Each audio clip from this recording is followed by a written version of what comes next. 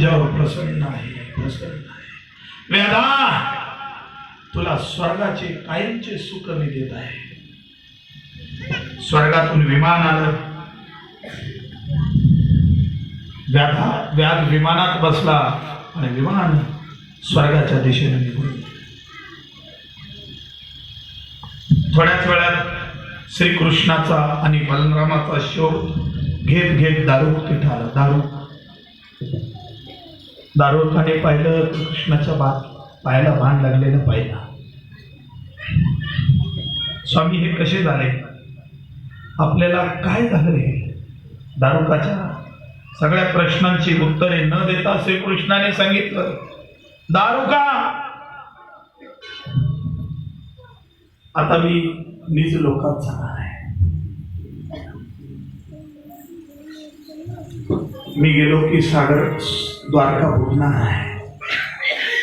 सगळी द्वारका नगरी बुडून जाणार आहे. दारुका, घाई कर, जाय आणि जेवढे बाहेर काढता येतील ना, जे राहिलेले असतील तेवढे द्वारका नगरीच्या बाहेर काढ. द्वारका बुडणार आहे, दारुका जाय. श्रीकृष्णाचे ती निर्वाणीचे बोल ऐकून दारुकाला शोक अनावर झाला. पण शेवटची आज्ञा शिर साबंद मारून दारुक द्वारकेच्या दिशेने पळाला आणि श्रीकृष्णाची निज लोक जाण्याची वेळ समीप आली. आणि या इह लोकाचा त्याग सदैव केला आणि प्रभू परमधामाला गेले. गोपाल कृष्ण श्रीकृष्ण बलराम यादव वंशाचा अंत झाला. दारुकाने द्वारकेत जाऊन सांगितलं, वसुदेव देवकी वगैरे सगळ्या जे वाचले होते त्यांना सांगितलं. श्रीकृष्णाची बलरामाची निजधामाची वार्ता ऐकली. जागेवर त्यांचे दत्त प्राण झाले.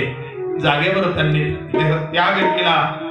अशा पद्धतीनं शेवटी शुकमुनी परीक्षित राजाला सांगतात, जीवन मरणाच्या चक्रातून सुटण्यासाठी श्रीकृष्णाने सांगितलेल्या भक्ती मार्गाचा परीक्षिते सर्वांनी अवलंब करावा. श्रीकृष्णाने असं एकही गोष्ट ठेवली नाही सांगण्यासाठी. उद्धवाला सांगितलं भागवतामध्ये, अर्जुनाला सांगितलं गीतेमध्ये. श्रीकृष्णाने सांगितलं त्या पद्धतीनं जीव जर वाटचाल करेल परीक्षिते, जीवाला कलियुगातही धोका नाही. इथं 11व्या स्कंदाचं सांगता झाली आहे.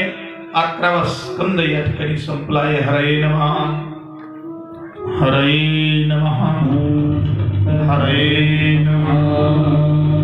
12व्या स्कंदामध्ये कलियुगाचं लक्षण आणि कलियुगाचा प्रारंभ सांगितलेला आहे. थोडस भजन करा.